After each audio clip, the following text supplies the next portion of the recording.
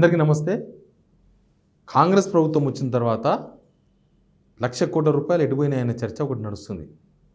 అంటే ఇంతసేపటికి 7 లక్షల కోట్లు అప్పైందని చెప్తూ ఉన్నారు కదా. 7 లక్షల కోట్లు అప్పైంది సరే, కానీ 5 నెలల్లో ఏం జరిగింది? 5 నెలల్లో రాష్ట్రానికి వచ్చిన ఇన్కమ్ ఏమైంది? సెంట్రల్ నుంచి వచ్చిన ఫండ్స్ ఏమైనాయి?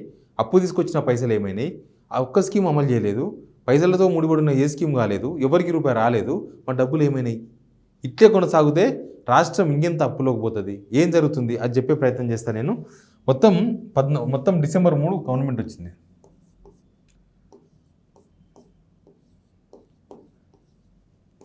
అంటే ఎన్ని నెలలు అయింది? డిసెంబర్, జనవరి, ఫిబ్రవరి, మార్చ్, ఏప్రిల్ 5 నెలలు అయింది. ఇంకా మే నెల కాలేదు కాబట్టి 5 నెలలు వేసుకుందాం. 5 మంత్స్, ఒక్క నెల 14,000 కోట్లు గవర్నమెంట్ ఇన్కమ్. మనం కట్టే ట్యాక్సులు అవి ఇవి మొత్తం, పెట్రోలు, వైన్స్, మందు షాపులు అంతా కలిపి మొత్తం 14,000 కోట్లు ఎవ్రీ మంత్ వచ్చినాయి. అంటే ఇప్పటికి ఎంత అయింది? 70,000 కోట్లు. ఇవి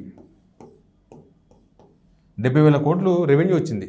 మొత్తం రిజిస్ట్రేషన్లు, భూముల రిజిస్ట్రేషన్లు అంతా కలిపి 70,000 కోట్లు వచ్చింది. తర్వాత 25,000 కోట్ల అప్పు అయింది. ఇప్పటికి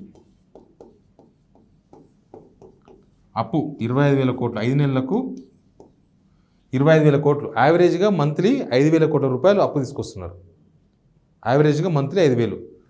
ఈ అప్పు చూస్తే ఇది ఇట్లుంది ఆల్మోస్ట్ 95,000 కోట్లు.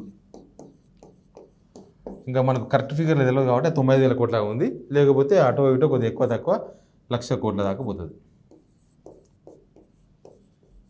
1,00,000 కోట్ల రూపాయలు ఇప్పటికి గవర్నమెంట్ ఇన్కమ్ వచ్చింది. ఎటువైనా పైసలన్నీ సరే, ఖర్చులు ఉంటాయి. ఏముంటాయి? ఉద్యోగుల జీతాలు ఉంటాయి, తర్వాత పెన్షన్స్ ఉంటాయి, పాత ప్రభుత్వం చేసిన అప్పులు ఉంటాయి, కొంత ఈఎంఐస్ కట్టాల్సిందే కదా. ఎవరు గవర్నమెంట్లో ఎవరు చేసినా, ఇప్పుడు రేవంత్ రెడ్డి కట్టే డబ్బులు ఎవరు కడతారు? ఇప్పుడు ఈయన చేస్తున్న అప్పు ఎవరు కట్టాలి? మళ్ళీ ఈయనే కడతాడా?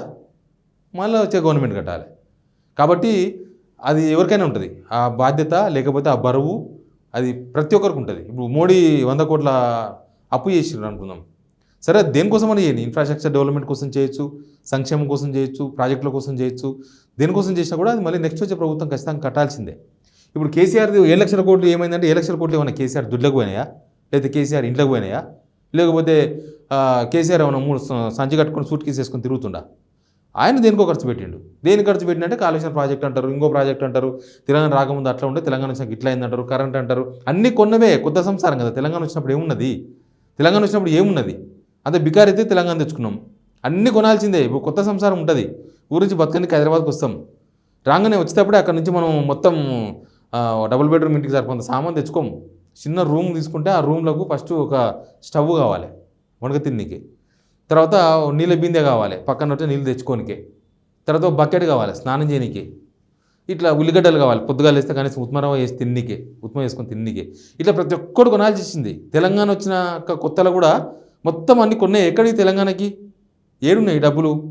అన్నీ మళ్ళీ స్టార్టింగ్కి వెళ్ళి మళ్ళీ మొత్తం కొత్త సంసారం పెట్టినట్టు అన్నీ కొనాల్సి వచ్చింది, అన్నీ వేయాల్సి వచ్చింది అని వాళ్ళు అసెంబ్లీలో కూడా చెప్పారు ఆ విషయాలు. 7 లక్షల కోట్లు రోడ్లు ఈడ్లు మొత్తం వాళ్ళు చేసిన పనులు వాళ్ళు చెప్పారు. 7 లక్షల కోట్లు సరే, 5 లక్షల కోట్ల భారం పడింది అన్నారు కాబట్టి 25,000 కోట్లు కట్టినామని గ్రేట్గా గొప్పగా చెప్తున్నారు. కట్టాల్సిందే 25,000 కోట్లు అప్పు కట్టినామని చెప్తున్నారు. అయితే ఈ అప్పు చూసిండ్రా, 25,000 కోట్ల రూపాయలు 25,000 కోట్ల కట్టేసిండ్రు. ఈ 70,000 కోట్ల రూపాయలు 70,000 ప్రభుత్వ ఉద్యోగుల జీతాలు అవి కట్టారు. మరి కొత్త స్కీమ్స్ వీళ్ళు ఇచ్చిన హామీలు ఒక్క స్కీమ్ డబ్బులతో ముడిపడిన ఏ స్కీమ్ ఇప్పటిదాకా అమలు చేయలేదు. మహిళలకు 25,000 రూపాయలు ఇచ్చిండ్రా? వచ్చినాయా? అది ఇస్తే ప్రభుత్వం మీద డబ్బుల భారం పడుతుందో, లేకపోతే డబ్బుల విషయం ఏదో లెక్క బయటపడుతుంది. ఆ అప్పులు తీసుకొచ్చి ఇవ్వాలన్నా, ఈ అప్పు పెరుగుతుందా తగ్గుతుందా, ఈ లెక్కన అప్పు చేస్తే సంవత్సరానికి 60,000 కోట్లు. ఏ స్కీమ్ అమలు చేయకుండానే 60,000 కోట్ల రూపాయలు అవుతుంది. ఏ స్కీమ్ అమలు చేయకుండా ఇప్పటిలాగా. ఇప్పుడు స్టేటస్ ఏంది అదే కదా. ఆర్టీసీ ఉచిత ప్రయాణం ఉంది, నెలకు 350 కోట్ల రూపాయలు ఆర్టీసీకి కట్టాలి గవర్నమెంట్. ఒక్క నెల ఇచ్చిండ్రు గొప్పగా, 1 నెల ఇచ్చింది చెక్కు. ఇప్పుడు 4 నెలలు అయింది చెక్కులు లేక. 4 నెలలు 1,300 నుంచి 1,400 కోట్లు ఆర్టీసీకి గవర్నమెంట్ బాగుంది. మహిళలు తిరుగుతున్నారు ఆర్టీసీలో. ఆ స్కీమ్ ఆగలే, కానీ వీళ్ళు రియంబర్స్ చేయాలి కదా, ఆర్టీసీకి కట్టాలి డబ్బులు. అట్లా 1,400 కోట్లు అప్పు పడ్డారు వాళ్ళు. ఇట్లే మొత్తం ఇట్లా 60,000 కోట్ల రూపాయలు ఓన్లీ అప్పు తీసుకొస్తే, ఏం చేయకుండా అప్పు తీసుకొస్తే 60,000 కోట్ల రూపాయలు సంవత్సరానికి. 5 సంవత్సరాలకు 30,000 కోట్లు, 60,000 కోట్లు ప్లస్ 3 లక్షల కోట్లు అవుతాయి. 3 లక్షల కోట్లు ఏమీ చేయకుండానే అప్పు అవుతుంది. ఏమీ చేయకుండా. ఇంకా ఏమైనా చేస్తే ఎంత అయిపోతుందో తెలియదు. ఏం చేస్తారంటే ఇప్పుడు డబ్బులతో ముడిపడిన స్కీమ్స్ ఏమున్నాయి. ఇప్పుడు సిలిండర్ మొత్తం అందరికీ ఇవ్వలేదు. సిలిండర్ ఎంతమందికి వచ్చింది మీకు తెలుసు కదా. మీకు ఎవరికైనా వస్తే జై కొట్టుర్రి. సిలిండర్ ఎంతమందికి వచ్చింది స్కీమ్. సిలిండర్ డబ్బులు రావాలి. సిలిండర్ మనం మొత్తం కడితే మనం రియంబర్స్ చేయాలి. అది ఎంతమందికి వస్తుంది. జీరో కరెంట్ బిల్ ఎంతమందికి వచ్చింది. జీరో కరెంట్ బిల్ ఎంతమందికి వచ్చింది.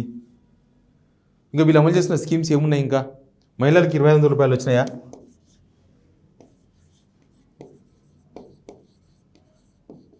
మహిళలకు 2500 రూపాయలు వచ్చినాయా. రాలేదే.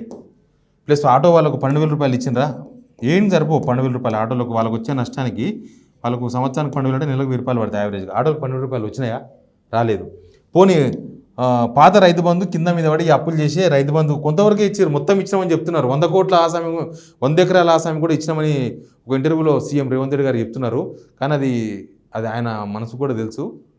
ఆ 100 ఎకరాల ఆసామికి కూడా తెలుసు. నాకు తెలిసి ఒక 5-6 ఎకరాలు అటో ఇటో ఆగిపోయింది. అది ఇంకా మొన్న ఈసీ కూడా ఆపింది కాబట్టి తర్వాత వస్తాయో రావో తెలియదు. మొన్న రేవంత్ రెడ్డి చెప్పిన లెక్క ప్రకారం అయితే ఇప్పటిదాకా కూడా రైతు బందే. ఇంకా మళ్ళీ రైతు బంధు రాదు. ఆ సీజన్ ఎగ్గొట్టినట్టే. అది నేను ఇంకొక వీడియో చెప్తాను నేను మీకు.